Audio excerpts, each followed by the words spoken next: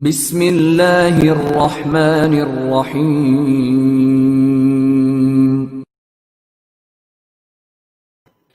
السلام عليكم ورحمة الله وبركاته. بسم الله والحمد لله والصلاة والسلام على رسول الله وعلى آله وصحبه ومن والاه. اللهم علمنا ما ينفعنا وانفعنا بما علمتنا إنك سميع مجيب الدعاء. اللهم إني أعوذ بك من علم لا ينفع وقلب لا يخشع ونفس لا تشبع ودعاء لا يسمع. ربنا لا تزغ قلوبنا بعد إذ هديتنا وهب لنا من لدنك رحمة إنك أنت الوهاب. رب اشرح لي صدري ويسر لي أمري واحلل عقدة من لساني يفقه قولي. Assalamu alaikum wa rahmatullahi wa barakatuh. Welcome again to our Tuesday class. Alhamdulillah Rabbil Alameen. Very soon we're going to celebrate 20 years of this class, which started as 6 or 7 women in a small room in a masjid. And Alhamdulillah Rabbil Alameen, Allah put barakah in it. And it's my pleasure today, and I'm always happy, even happier, when I have a guest for many reasons. One of them, I don't have to prepare for the talk. But more importantly, I get to meet amazing, beautiful speakers. COVID-19 had a lot of tests for everybody. In every test, in every mihna, there is a minha, as they say. In every test, there is a gift. One of the beautiful gifts about COVID-19 is this, is that we are moved from the person has to travel, and my guest I'm sure knows this, we used to have to travel and it was not easy, you have to arrange a lot of things, to the comfort of your home, and you are delivering the same, alhamdulillah, the same message. And this is an amazing ni'mah, we need to be grateful. And the other beautiful thing is now we are able to meet your sisters especially and have them with us way easier than before. It gives me a great pleasure today to introduce an amazing woman who I knew of her before. I came to know her more in a talk that we gave together. I think it was in Ramadan, if I'm right. That's right. And it was through Haifaa Institute, may Allah reward them. And the first thing catched my eyes, which everybody will for sure, is the beautiful smiling face that makes you feel very comfortable. And this is actually a very good sign from Allah subhanahu wa ta'ala when someone is being seen, the other person feels comfortable. Now, so my guest, which probably most of you know her, is Sister Lobna Mulla. She joined us today from California, from LA, Alhamdulillah Rabbil Alameen. And a lot of you are familiar with her, but it doesn't hurt to give a little bit more.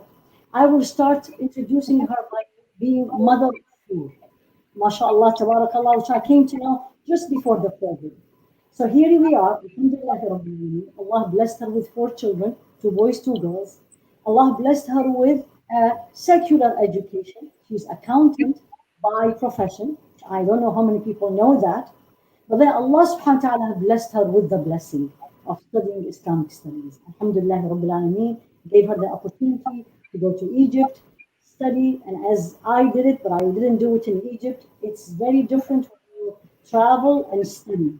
SubhanAllah, it's not only the study, it comes with a lot of challenges and experiences. She spent 3 years there, Alhamdulillah Rabbil Alameen, studied under the direction of many shuyukh from Al-Azhar, and she came back. Allah subhanahu wa ta'ala blessed her with being on the board of the Jannah Institute. Now she's a chaplain also in a university in LA. And I'm sure some of you, if not a lot of you, have heard her. She's a very motivational speaker. Most you, after 2 minutes or 3 minutes, you cannot move, if I am correct. So it gives me a great pleasure to introduce and to have her with us. What we're going to talk about today is, I'm sure all of you have seen it on the flyer. And we put protest. And why do we protest? And what is the reason to protest locally? As we always say think locally and actually think globally and apply locally. And I'm going to say 2 or 3 lines about protest in case some of us have this question. As I was reading, the question came in, is protesting halal in Islam? Can we protest as Muslims? Can we go out in the street and protest? Is it allowed? Is it haram? Is it, I don't know.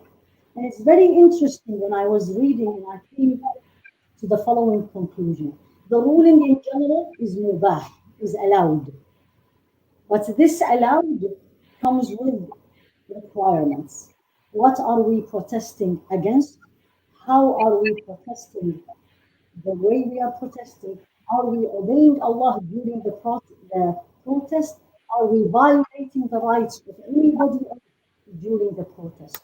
Is the protest bringing benefits more than harm? So we have to take all this in consideration. In general, the principle activities mubah allow you, especially if you are the reason that you are protesting is to defend the oppressors, especially if the cause or the person is under oppression, and this is the way that you and me going out to the street with the way pleasing Allah subhanahu wa ta'ala, bringing this into the light, into the attention. Having said that, I will leave the rest to Sister Lubna. Welcome to Tuesday Halaqa, as we always call it. It's called Tuesday. We could never change the day. MashaAllah. MashaAllah. Thank you, Dr. Haifaa. If I have a delivery, I cannot change it. It has to be. MashaAllah. No, that's impressive to know. You've been doing it for 20 years. May Allah subhanahu wa ta'ala put barakah on everybody in you and everybody who helps and attends. And may Allah subhanahu wa ta'ala give you many, many, many more decades, inshallah. Ameen. Jazakumullah khairan for that introduction, Dr. Haifaa. It's really my honor to be with Jannah Institute. What a pleasure. And indeed, that was a blessed meeting we had in Ramadan when we were both on the Miftah webinar. So very nice to meet you, mashallah. So I wanted to talk about, and Jazakumullah khairan, Dr. Haifaa, for kind of putting the context of protest in an Islamic, giving us Islamic understanding, because that is important first and foremost. That way it's not a question in our minds. And of course, we'll get to some details in the very end of this lecture today, inshallah. But I really wanted to shed some light on how we got here. And in particular, what I mean, of course, we have, subhanAllah, we have so much unrest all over the world. There are so many, civil wars and crises and famine and oppression, subhanAllah, all over the world. And not only, subhanAllah, to people all over the world, but also in particular to Muslims. But what I wanted to focus on today is the plight of Black Americans. And the reason why I wanted to do so is because, subhanAllah, Black Americans have a very special situation. Many people who are oppressed all over the world, many people, even some of us that are watching today, can relate to oppression. We can relate to racism. We can relate to discrimination, based off of religion, based off of the country that we're from, or different language that we speak, or how we look. Even many of us can relate in terms of some type of discrimination according to the color of our skin. And yet, subhanAllah, the situation of Black Americans is absolutely its own thing, very special. And so I really thank Dr. Haifaa for giving me this time to talk about this situation, because I believe, subhanAllah, I believe this from the bottom of my heart, that as Muslims, first and foremost, but then secondly, as American Muslims, we live in this country, regardless of where our ancestors are from, or we ourselves, have moved here and have called America our home. We are Americans. And I do believe it is our Islamic responsibility. It is our civic responsibility as Americans, but our Islamic responsibility to understand the plight and the situation of the people who live around us. And there are other marginalized ethnic groups in the U.S., in particular Native Americans. And of course, we're going to talk today about Black Americans. We'll talk, there's also the Hispanic Americans, of course, and other religious and ethnic groups in the U.S. that suffer from discrimination. And yet, like I said, the reason why I wanted to talk in particular today about Black Americans is because their situation, subhanAllah, is so particular, and their situation is so dire. And as we'll see, when we saw all of the protesting from the past month, and mashallah, that protesting has trickled all over the world, in Europe, in subhanallah, in different places, we saw, not just in the US, that we saw people were upset about police brutality, about racism. And it's important to note that, yes, alhamdulillah, so we had worldwide support for this. It's important to note that when we were seeing all of this, civil unrest, we have to understand, what is it that we're seeing when we see the protests on the TV? We're going to see some pictures of people with their fists up in the air. We're going to see some pictures with signs. We're going to see some footage of police being very brutal to the people who are peacefully protesting. We're going to see some people, and we don't know exactly who they are, but there are different reasons and different motives. Some people were damaging property. Some people were looting. But when I see all of that footage, what should my main attention be focused on?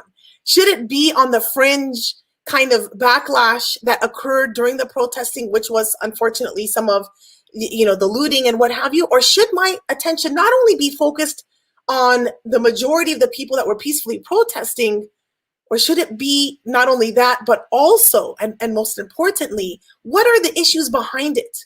What is going on? And I want to reflect back to early 2000s, subhanAllah, when I was still working as an accountant. I was working for a very small firm in a very white city, north of Los Angeles. And there was just 12 of us. I was in an investment company, and myself and my immediate boss, my manager, we were the only people of color in this office. And subhanAllah, all day long, all of us are in this one boardroom, and it's an investment company. So we have CNN, we have Bloomberg, we have all these different news channels just running all of the time. So I remember, subhanAllah, and at that time I was wearing hijab. So they knew that I was Muslim, even if they didn't really know what that meant. That my coworkers at least knew that I was Muslim.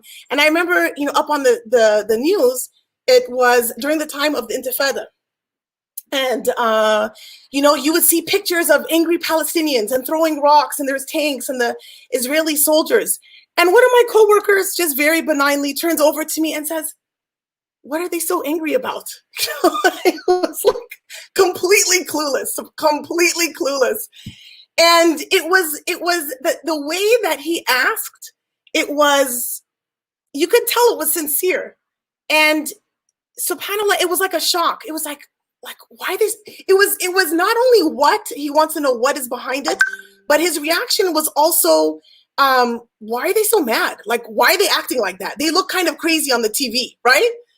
And this really, when I was preparing for this lecture today, it really made me reflect. All I had to do was give a 2-minute little explanation, and didn't even really give it justice, but to explain how Palestinians had their land stolen from them in 1948.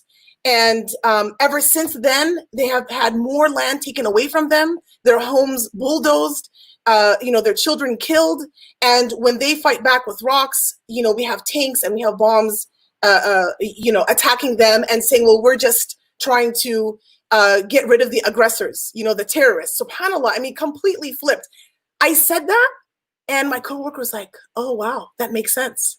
And so in his mind, within 2 minutes, it went from, why are those people so angry? They look really crazy on the TV, to, wow, there's a whole story behind the imagery that I'm seeing. And, and I feel like what's important to reflect upon is that imagery these days is so plentiful, it's so readily available, it's so easily spread. And it's a catch-22. It's a good thing and a bad thing in a sense. The good thing is that we are so much more exposed to real events that are happening all over the world. And now oftentimes we're able to see firsthand information. It's not going to be censored or piecemealed out necessarily, at least not all the time, with evil intention of us not knowing the truth. Now, the unfortunate thing about that is that there's still media outlets that control what imagery we see. And if you think about the plight of Black Americans in particular, just as we as Muslims can relate, at least in some way, at least to discrimination in terms of religious discrimination, we get a flavor, just a flavor. We cannot say it's the same. But just as we blame the media for showing Muslims as terrorists in the movie, when people make jokes today about saying, the beautiful phrase of Allahu Akbar, which is God is greater. But what do we see after that? Immediately, several times in the movies, we see somebody is about to bomb something. Astaghfirullah, right? This very negative association that is being taught to not only the world, but also to American Muslims and to Muslims that are coming up confused. They see these imageries like, wait a minute, but I'm not like that. And it is making Muslims or people who are born into Islam or who choose to revert to Islam confused at times. Like, wait a minute, I don't think that's what my religion teaches. And it's, subhanAllah, that has so much psychological, implications. So now imagine Black Americans that have had a 400-year devastating history in the American lands. And their history, and subhanAllah, I'm going to explain why I use the term Black American. This is a term that Dr. Sherman Jackson, mashallah, is an amazing scholar at USC, University of Southern California. He was previously at Michigan, an amazing Muslim scholar, Black American himself. And he uses that term, and I love it, actually. He rationalizes why he chose this term as one word, capital, Black American, as no hyphen, one word, because Black Americans are their own special people. Really to say African Americans, I'm an African American. My parents are from Egypt, they're from Africa. I can say that.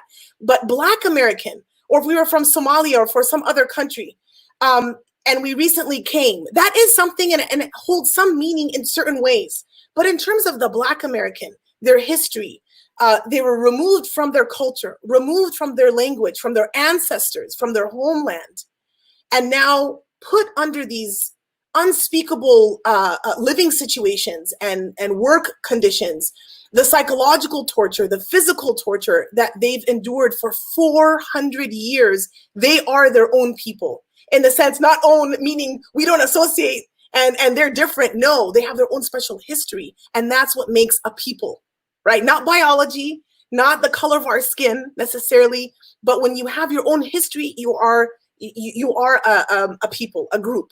So I love the term that he used, and that's why I'm going to use that, inshallah. So when we now talk, I said that we were talking about protesting in general. Yes, so when I was talking about Black Americans and why I use that term, so not only have they had a horrible history that any American who lives here has to learn and understand and has to face and deal with.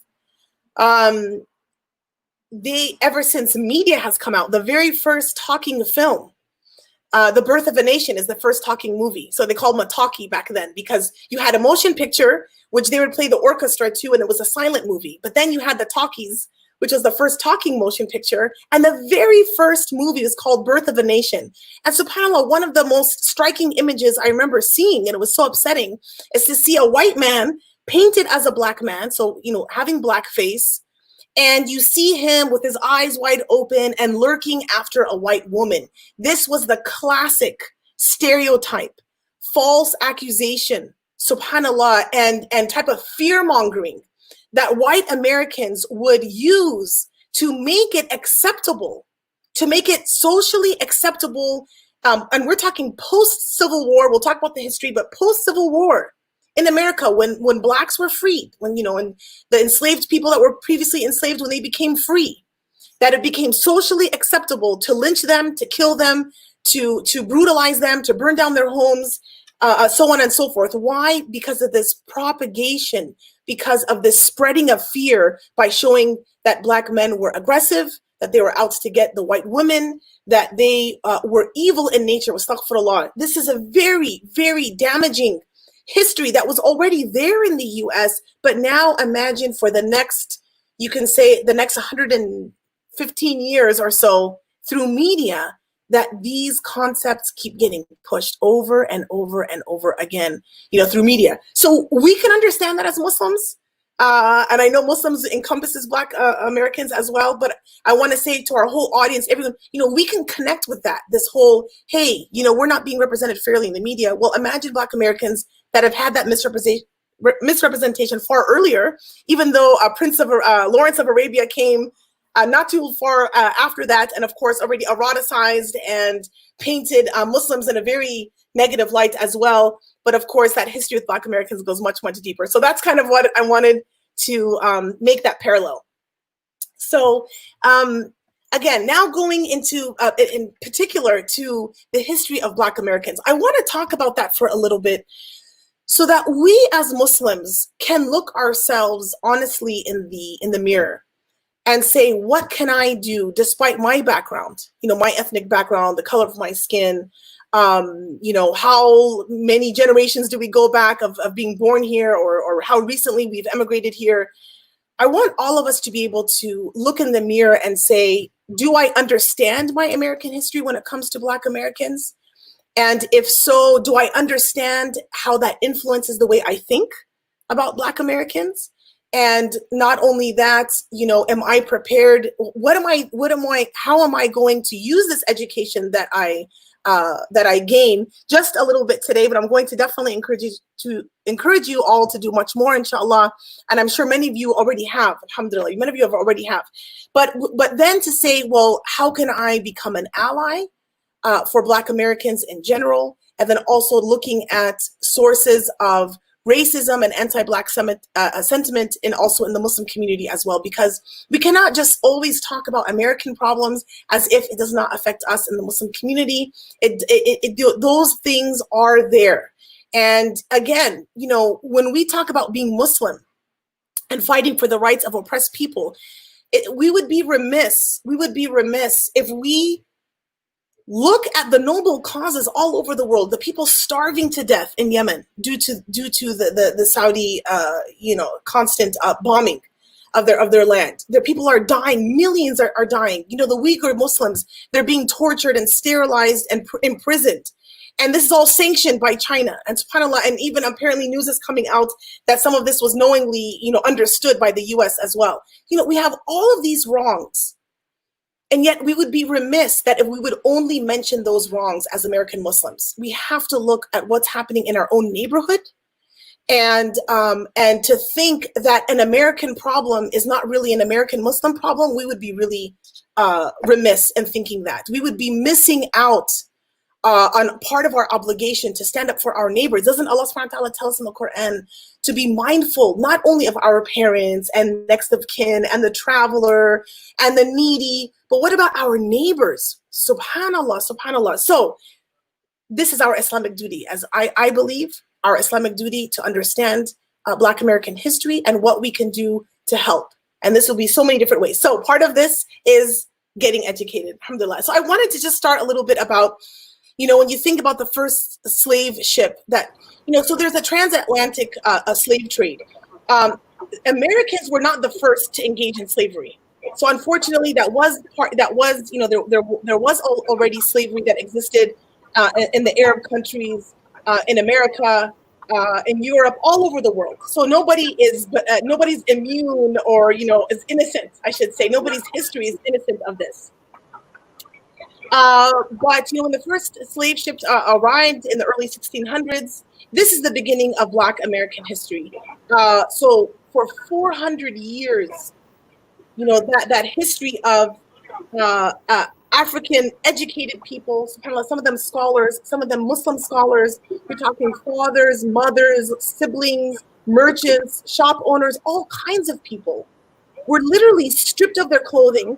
I remember seeing a picture of that in elementary school in my history book. And so we don't even have to wait for talking movies, just the paintings that depicted Africans being chained. That was truthful. But when you're looking at a history book and you see naked Black people on a boat, I can't help to think when I was younger, why are they naked? Like, were they villagers? Is this how they lived? Astaghfirullah, without any explanation. There was never an explanation of this picture. And when I understand it, I feel so bad. But again, it shows you the impact of imagery even, and how our history books are full of this type of these injustices. But anyhow, they were stripped of their clothing to further degrade them, and then sent weeks at a time, chained to each other on the very bottom of the boat, where they were, a lot of them were suffocated, they starved to death, they, were in their own feces and urine, subhanAllah.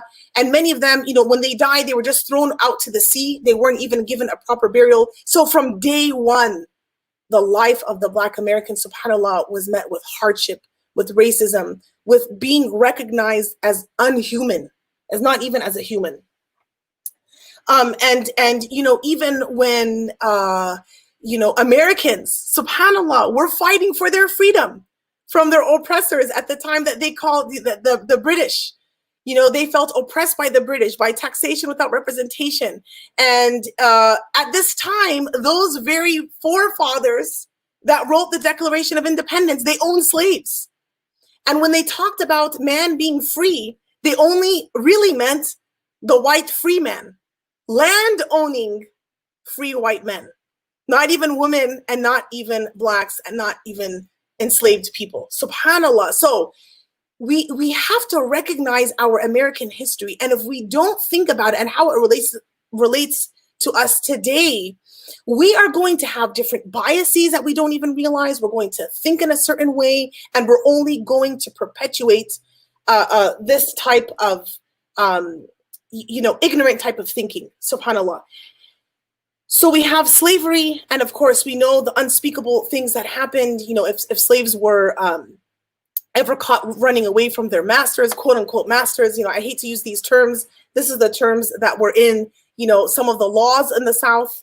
They were killed, sometimes their children or their wives, they were separated from them as punishment. The horrors are unspeakable. We see that mothers, black mothers, enslaved mothers, they would nurse the white babies of their owners, of their masters, and nurse them. They would act as wet nurses, and yet their own children would starve to death. So, this trauma, this abuse runs very deep. And, when we talk, we had a lot of webinars, different webinars, mashallah. I enjoyed listening all over the Muslim world, in the US, different organizations. And one of them, Dr. Marwa Azab, she's in Southern California, and she talks about trauma can be passed down from generation to generation. That's something that doesn't leave you. So this is something important for us to understand. It was illegal to teach enslaved people how to read. So there was not only a forced slavery and a forced migration, number one, to this country, but there was forced illiteracy. It was a crime to teach enslaved people how to read. They were prevented from getting educated, subhanAllah. And, then of course we know that the Civil War happened. This is when the South fought the North, or vice versa. They fought together, 1861, and it did not end until 1865. And of course, the Emancipation Proclamation was a proclamation by President Abraham Lincoln, that officially ended slavery, and yet that did not fully take place until the 13th Amendment was written.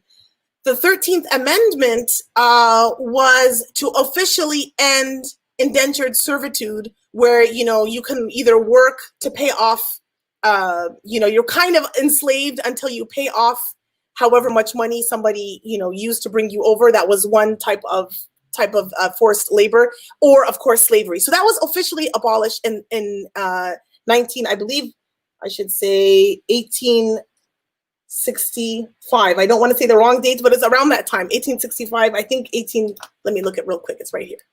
I don't want to say the wrong thing.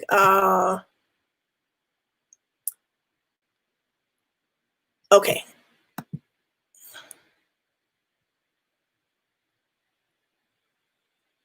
Okay, the 13th Amendment, 1865. Okay, sorry. So I don't want to say the wrong thing.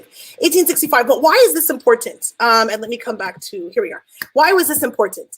Because even when officially slavery had ended, the 13th Amendment had a clause in it. It said it was in indentured servitude or slavery was abolished in all of the United States and its territories, except in cases where they're accused of a crime, and boom, now you have your window to keep slavery in a different form going. Now, what did you have? Now you had, subhanAllah, already in the time of slavery, you had patrols, and patrols is really the predecessor. It is the father, Abul Police, if so to speak. This is the beginning of the police. Is you had people on horses riding through the fields, watching the enslaved people that were, forced, of course, in the hot sun with very little food, long hours, very horrid conditions that they were in the fields, for example, and they would roam the plantation, they would roam the fields on their horses, whip the enslaved people if they were not performing enough, subhanAllah, and of course, catching any runaway slaves. So the patrols were already there. Now imagine when the slavery is officially over, it never really ended. The South had still instituted black codes. Those were laws in which controlled where Black people could live, where they could work, how much they can earn. So still in a legalized fashion, states had a lot of control over Black people. Then you also had the patrols and this type of, this type of pre-policing. Then you had also communities and, plantation owners taking the liberty of really commit, in their eyes, but, taking law into their own hands, lynching, the act of hanging, subhanAllah, a Black person, hanging them by the neck to a tree. And, this imagery is so painful, it is so profound, but if we don't understand this entire history, we wouldn't understand what we see today when we just see the imagery of protesting on the TV. So that still happened. And that, so this is post-Civil War in America. You have what we call Jim Crow laws. And this was legalized, government-sanctioned segregation, the separation of Blacks and whites, all the way up until 1968. And I just wanted to give a quick history on what does Jim Crow mean. Jim Crow, in the 1830s, there was a man named Thomas, I believe, Rice. Yes, Thomas Rice in the 1830s. And, one of the entertainment that white America absolutely loved, even though, subhanAllah, look how they looked down on the enslaved people and they were absolutely torturous to them. But they loved their culture and their singing. And they would use it as a means of not only enjoying themselves, but also putting them down. So a white person would go into blackface. And we still see people today that are, it's getting exposed that they still engage in blackface, whether it was in their fraternity, in their college years, or it was for some reason these pictures are leaking out. It still happens today, or brown face, as we also seen in the media as well. And that's when a white person covers their face in black paint, leaving the area around the lips exposed, and mocking Black Americans when they would sing in their style. And that was called blackface. And white America loved it. And it was even in the early, or even until, subhanAllah, even in the 1950s and a little bit beyond, that was still even part of mainstream American television, was blackface. So Jim Crow was a character of, mocking a Black person, and that's what Jim Crow means. And this Thomas Rice, he's famous for starting that horrible tradition, mocking Black people. And so the laws that ensued after 1865, it got that nickname, the Jim Crow laws. And that was basically laws sanctioned by US. This is not just, we're not just talking about vigilante Southerners. We're not just talking about, that was also there, but, segregation forced. Can you imagine? My parents came here, and my husband's parents, they came here in 1968. And even though they came here penniless or with very little money, but they had education from their countries and from where they came. In my case, my parents came from Egypt and my husband's parents came from India. They came here, to seek a better life. Can you imagine that they came here the same year that Black Americans finally gained the right to vote after the civil rights movement? That implication, think about that for a second. So my parents came, and yes, they were made fun of for their accents. Yes, they were made fun of for their tradition. Yes, they were discriminated against, but they came here still with much more privilege and much more freedom and much more rights to education, to housing. SubhanAllah, so much opportunity. The same year, and many of you, either you yourselves or your parents or maybe your grandparents or what have you, came here the same year when Black Americans were finally given their right to vote. They had already been given the right to vote post-slavery, yet so many laws were in place, like literacy tests. They will say, okay, well, read this. Well, what does this word mean? How many miles is there around the world, around the earth? How many miles is it the circumference? They would ask them those questions to prevent Black people from voting. This happened in 1968. It finally became illegal, these literacy tests, these other type of restrictions that were placed more so in Black areas to prevent Black people from voting. Still, this practice happens today. So look, when we talk about reform, you know what? Let's not get mad at the police. Okay, we're not blanketing and getting mad at all police, but we're talking about as a concept. When people say, you know what? No, we just need reform. We just need reform. We just need to train. We need to get more sensitivity. Let's have body cameras.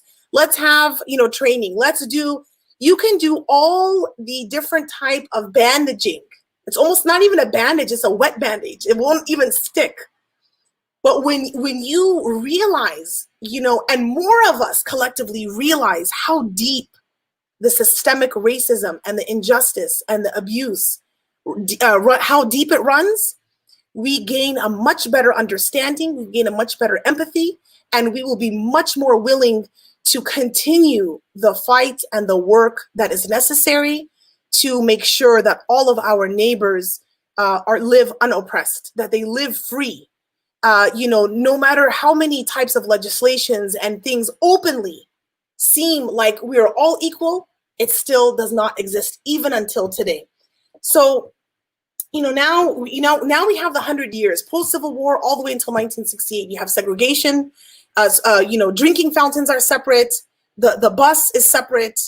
Restaurants are separate. Swimming pools are separate. The colored, and sometimes, and by the way, it was not, even though they deemed that it was constitutional to have separate but equal.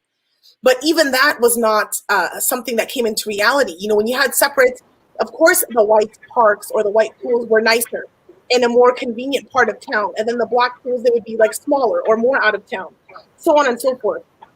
So you have that. Plus, of course, you have the negative imagery in the media, always showing Black Americans as maids, as dim-witted, not being very intelligent. You have that in the cartoons. I still remember the cartoons, the early ones, Tom and Jerry, the black and whites. I'm trying to think, Looney Tunes. Very racist, you still have the Jim Crow, you still have the character, you have blackface in those cartoons. Can you imagine that? So we're talking very, very recently, all of this, segregationist attitudes, laws are in place. Now, even when that became illegal to have segregation, and during that time, before 1968, but even after, you still had means by which, banks, we're talking like, let's say, for example, this is still before 1968, but after World War II, America wanted to rebuild. They wanted to make people happy again because it was, it was the Great Depression, and then it was World War II. It was a lot of, holding back. Families were split. It was a lot of suffering for Americans at that time. Even a lot of production stopped for butter and bread making, and went instead to producing military machines and so on and so forth. So when end of World War II, they really had this big campaign, Make America Happy Again, happy music, happy movies. And this was very intentional by the American government. This is not something like I'm coming up with a theory on my own. This is part of our history. But part of that was also helping Americans to generate wealth. You have two things that happen. One thing is that, inshallah, the subject of another halaqa, inshallah, if I have not overspoken, Dr. Haifaa. But one thing that they wanted to do is make food a lot cheaper. Jazakallah khairan. It's to make food a lot cheaper and more accessible because, now it's a very harsh time for America. So unfortunately, with that good intention also came big farming, lots of use of the very detrimental pesticides that we're still suffering from today. The beginnings of GMO, making crops more resistant to insects, but by modifying them, it also affected our body. SubhanAllah, that's a whole other story. But that was one thing, was to make food cheaper. The second was to really encourage the development of wealth. And the way that they did that was give really low interest loans for housing. Of course, we have our thoughts about interest, but this was a way that America operated, right? And so what would happen for every 90+% white Americans, and sometimes they even had less qualifications than Black Americans, for every 90+% of Americans that applied for these loans, they received them, and much less than 1 out of 10 Blacks that would apply, they would get rejected. And then there was something called redlining, where in the bank, they literally had maps where they wanted white neighborhoods. And if a Black person came and applied for a loan in a certain red line zone, they would be refused the loan. So even when you think about wealth, post-slavery, you're talking 100 years post-slavery, still Black Americans were prevented from gaining that generational wealth. Imagine in 1950s, your parents, great-grandparents or grandparents buy a home, and then they pass on, and then that home has gained much value. As an accountant, ask anybody, one of the greatest investments you can possibly make anywhere in the world is land, right? It helps you to fight inflation. So imagine they pass on that to their kids, and then now that home has increased in value. And now those kids, very low interest rate loans, they've accumulated some of their wealth because they did not have to struggle, and they had already grew up in a home. Perhaps education was easier for them. They're able to free up that money instead of going high rent. They already have the wealth. So now that money is freed up for education, for cars, for another home. And then that gets passed on. So now you have generational wealth that continued for white America, yet Black Americans, again, were legally prevented from that. Banks would look at the map and say, nope, that's, you can't get the loan. So this is devastating. This is devastating to the Black family. This is devastating to the Black man who's trying to secure a wealth for his family, keeping families together. The psyche has already, the trauma that's already been passed on from generation to generation, being cut off from the homeland, from language, from family, from culture, is devastating. And then the evolution. So we continue, right? And we see just barely 1968, it finally became official that, all of these illegal practices and trying to restrict Black Americans from voting was illegal. Segregation was illegal in 1964. All of these things that happened. And meanwhile, you have the whole prison complex growing and growing. It became privatized. So it's like a number. Imagine you're a business now, and what do you want? If you are a television business, you want to sell more TVs, right? If you are a prison industry, you want to, buy or sell, or however you want to look at it, more inmates. Because now I can charge the government, hey, it costs me this much money to take care of these inmates. And now I'm getting benefit. That's my commodity. Now, even though slavery had ended, now we continued slavery because of that clause in the 13th Amendment. Now we have continued it, and we see this extremely high proportion, disproportionately high number of colored people, especially Black, also Latino and Latinx, males, in the prison system because it is profitable. You see a high percentage of people that when they, commit a crime, if a Black or brown person committed a crime, they may get very severe, disproportionate, sentences, prison sentence, very high bail, as opposed to their white counterparts if they had the same crime. Maybe much less, maybe no prison time. It's unbelievable, subhanAllah. So now we see how much suffering Black Americans have endured. And now you have the wave of immigrants coming from all over the Muslim world and other parts of the world, of course, but particularly Muslims. So for us to put this in our perspective, coming and building their institutions. Black Americans have already been Muslims now, some of them since the early 1900s. The first Muslims that came in the 1600s and what have you, unfortunately, not all of that was able to be passed down because of this restriction of speaking a different language, no reading books, no teaching of language. So unfortunately, not many Muslims have continued since some of those Muslims came, thousands of them had come in the early 1600s and even earlier. but the big, mass conversion of Islam happened in some proto, as Dr. Schumann Jackson explains it, some like proto-Islamic movements, some Sunni Islam in the early 1900s, but then even Nation of Islam, and even before that, you had many movements that had elements of Islam in it, but they were so captivating and empowered Black Americans so much that they were really the main reason why so many Muslims and Black Americans entered into the nation, for example, and this, similar organizations prior to it, and then made that transition into Sunni Islam. Imagine that whole rich history already existing, and then immigrant Muslims coming, right? And alhamdulillah, going through their struggle of finding a place and finding their ways in society, and wanting to make sure that their kids grow up Muslim and speaking their language. And we have this preoccupation, right, with continuing the legacy of our culture and of our Islam. And you already have Black American Muslims there. And what type of cooperation was done? And if you ask some of our scholars, they will say that not much. As a matter of fact, there was almost a looking down upon, well, we come from the motherlands, we come from the East, we know more, let us teach you the religion.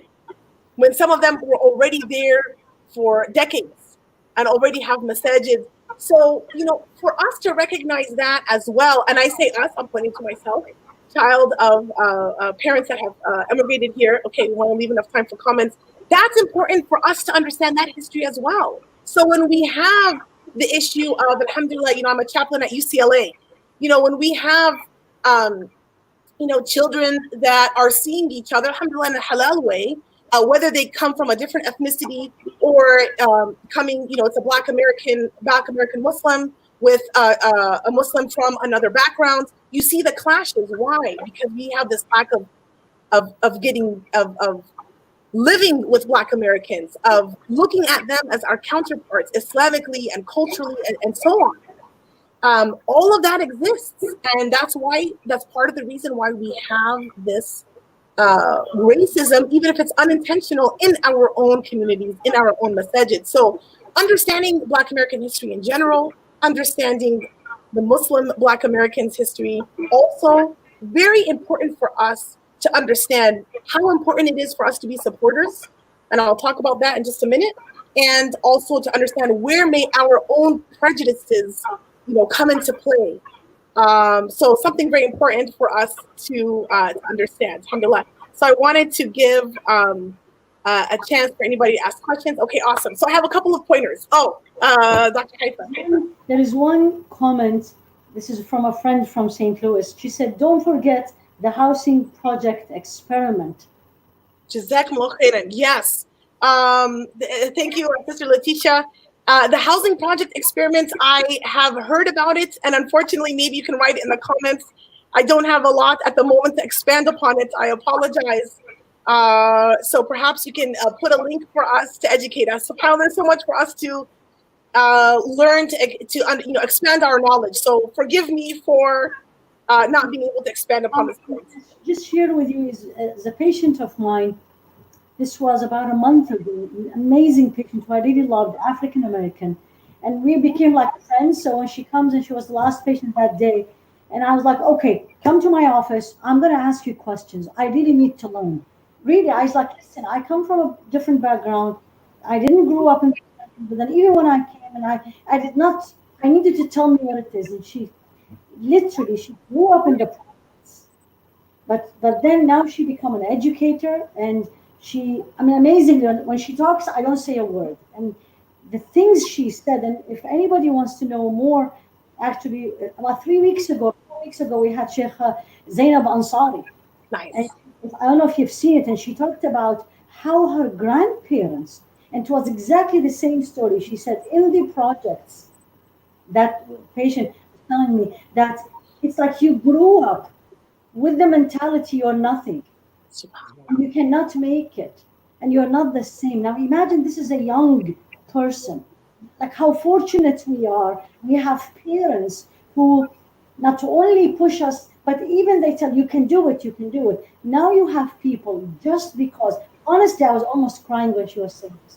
just because of the skin color, may Allah forgive us, and this includes us Muslims sometimes, is just because of the skin color, they engrave in them when they are young, you're nothing. You're not gonna make it. You know, it's like who, and this definitely affects the psyche, because if you think you cannot do it, you will not do it. And if And you the don't, whole world is pushing this upon you, right? exactly. So I think we, as a Muslim, and I just want to, and I'm sure you will come to it, as Muslims, whether I am native Muslim, whether I mean Native American Muslim, African American Muslim, American, Black American, now I learned it from you, Black American, immigrant or born here, what is my responsibility as a Muslim when I see this? I will say one and I leave the rest to you. Okay. Number one, I should not be prejudiced. Subhanallah, when I go to the masjid and let's say a Black American come and pray next to me versus somebody from my own background. La ilaha illallah. And I keep reminding myself, I'm not talking about anybody. I was like, don't look at that person because she looks like you. Could be the other person who doesn't look like you will be in Jannah and I will be outside waiting. So I think we as Muslims, all of us, remove the prejudice and discrimination inside us, whether it's based upon culture, where did we grow up. I always make this, it's not a joke, it's true. Horizon magazine, have you ever seen the matrimonial ads? Oh no, I haven't. But I heard they're very painful online. Very painful. You know what? It's like if you read it, La ilaha illallah.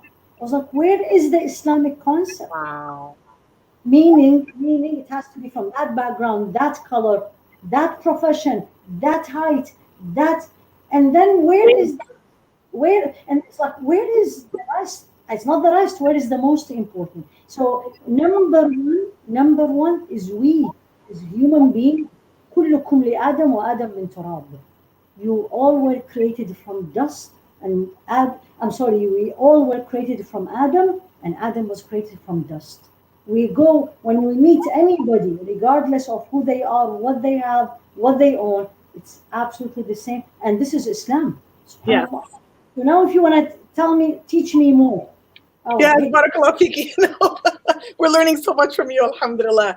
So what I wanted, so somebody asked the question, and this will be part of, quick summation. So, subhanAllah, I believe we can be allies, we can be advocates of justice as Allah subhanahu wa ta'ala has asked us to be. Allah subhanahu wa ta'ala talks about justice a lot in the Quran. Education. Bayan Online is offering Dr. Sherman Jackson's course on Islam and Black America for free. All you have to do is go to Bayan Online, and you sign up with your email free, alhamdulillah. And that's an amazing, it's a 15-hour course. Yeah, very good. I'm just writing it. Is it right? Yes, perfect. Jazakallahu khairan. One of the books that Dr. Sherman Jackson covers is his book, Islam, and there we go, and the Black American. Very, very insightful book, not only about how the biggest conversion or reversion to Islam happened in America particular, even though, enslaved people were taken all over the world, that why the biggest conversion happened, and he explains that, but then also talks about the responsibility of immigrant Muslims, in terms of working with the Black American community. And so that's very important. There's the documentary called 13th, and that's by Ava DuVernay, and that's on Netflix, I believe. That's for free. 13th Amendment, that talks about how that little, section in freeing slavery, except if somebody commits a crime, how that basically left a loophole for modern day slavery. The prison system today is modern day slavery. The police brutality that we see today stems from the patrols in the slave, the fields, where they would monitor the slaves, the enslaved people. So, when people talk about, police brutality happens against whites too, it happens much more against unarmed Black Americans. So when Black Americans are not even safe in their own home, mistakenly they've been shot. Brianna got shot in her home. She's a nurse. No knock warrant. You had that gentleman, that the police officer, she came in off of her shift and mistakenly she thought that man was in her home, and she's the one who invaded his home. Another officer was called to make sure that a neighbor was okay, and they ended up shooting her. I mean, it's unbelievable. So, education, very important. Us here living in America, we have to know our history. Number two is the empathy. When we don't feel that connection, we will get the connection when we learn. When we get educated, we will be able to have empathy. Just as I said, how I was able, just in a few minutes, by that person understanding why the Palestinians were so angry, and why we always show footage of them throwing rocks. What is this for? I explained what is the history. Then they were able to understand. And then the next step of empathy is put yourself in that situation. Maybe you have not lived these circumstances, but maybe you can connect with something in your own life or your, those around you, to say, yes, I can understand how terrible that would be. And then third, support. How do we be supportive? One is this question that was asked. One of the ways, yes, protesting. How do we make Allah the center of the protest? Make the intention. When you go out to protest, say, Ya Allah, this is for you. You go out with your wudu. Make sure you're going to figure out how to pray, whether it's before, you're going to combine there, or you're going to pray after. You're going to tell your friends and your neighbors to go be socially responsible and wear a mask. And if you see something happening and you're not able to change it with your hands, you can remove yourself from that situation. But inshallah, Allah subhanahu wa ta'ala will reward you based off of your intentions and your being there, even if something happens. And so, yes, absolutely, we can make this Allah-centered, because we're standing, as Dr. Haifaa mentioned, for the oppressed. And this is something that Allah subhanahu wa ta'ala is pleased with. Support your Black institutions. We have Black masajid. We have Black schools. Support them. Attend their fundraising dinners. Go to their masajid. Be part of their programming. When they, not just during February when they have Black History Month, but at least that's a start. Take your kids there. I want us, because of redlining, because of segregation, even in LA, I just shared it on Facebook. There was, I just have a couple minutes. There was an article about LA's freeways. LA's freeways have racially segregated LA into certain pockets. Very discriminatory practice. Freeways absolutely ran through wealthy Black neighborhoods. They tore down wealthy Black neighborhoods so that they can build the freeways. And sometimes they would go out of their way to go through those Black neighborhoods and avoid certain areas like Beverly Hills, which is extremely crowded until this day, because white Americans said, no, don't touch our area. Until this day, it's the most crowded part of the 405, which is the most crowded freeway in the entire world, because white Americans say, no, don't come in my neighborhood. And yet when it came to Black Americans, they spared no expense to not only ruin the wealthy neighborhoods, but to make it very difficult for them to own their land anymore, because it was raised down by the freeway. So because those freeways and in other situations, other part of the world, part of our history had made, unfortunately, Black Americans live far from immigrant Muslims. Sometimes they're in the same neighborhood, and even then, because of culture, sometimes masjids are split, or sometimes, like I say, because of this physical divide. Go to the Black masjid. Invite them to your, I hate to say them and yours, but unfortunately, this is a situation for some of our masajid. They are ethnically split, whether by distance, whether by culture. So make those, let's make the ukhuwah between the masajid and say, we're going to attend your events. You come and attend ours. And if you need what's called traveling facilitation, if we need a bus or what have you, we're going to facilitate that, and vice versa. So we definitely want to do that. And we want to also make phone calls. Call your local legislation and say you want to have reform in the police department. You want to have reform when it comes to, making loans. Healthcare is another big disparity. It's not just police brutality. So when you see angry people in the streets, the Black Lives Matter and the Black Liberation Movement is not just about police, which is big enough, but it's also about the disparity in healthcare. Much more people are dying of COVID because they're having to work in those jobs, because they've been denied education, they've been denied the loans. to be able to work from home safely like other people. Some people don't have that option. And they are, and I know Dr. Haifaa, mashallah, because you're in the medical field, you're also one of those people that don't have the option of working from home. May Allah bless you. So all of our people that are in the forefront, may Allah bless you. And for some people, in addition to that, on a greater, a greater disproportion of people, especially our colored people, that they don't have this opportunity. They get sick more because they're on the front line, and at the same time, they have much difficult time getting healthcare. So it's really, important for us to make those phone calls, really push for legislation that gets healthcare for all, breaks down the systemic racism in terms of policing, in terms of, public, private institutions benefiting from the prison system, so on and so forth. So these are ways in which we can begin to become allies and support our Black brothers and sisters, not only in Islam, but our Black brothers and sisters, our American brethren. And when we do all of that, then inshallah, Allah subhanahu wa ta'ala will help us to recognize our own prejudices, our own biases, and prevent us from making the same mistakes as those who came before us. So may Allah subhanahu wa ta'ala reward all of you. May Allah subhanahu wa ta'ala, constantly light our hearts with the knowledge of Islam and knowledge of this world that makes us better people, inshallah. Ya Rabbi Ameen. Jazakillahu khairan, Shaykh Lubna. It's beautiful to have you, for all of you, and Jazakumullah khair for joining us. What we started, and we're going to end up, in case you joined us late, is the concept of protest is allowed in Islam. It is halal. It goes under the permissible, but has to have certain requirement, because it can become halal and can become highly recommended. Why are you going out? And that's why are you going out? How are you going out? What are you doing when you are there? And don't forget the responsibility to Allah, number one. And do not trespass, do not violate the right of anyone. And I will say number one protest, which the Rasul ﷺ taught us, which is the weakest, but at least we have, is protest in your heart. Is don't accept it. Don't say it's not. I mean, I had this conversation with somebody. The daughter went out to the protest. Like, why didn't you go out with her? I said, why do I want to go out?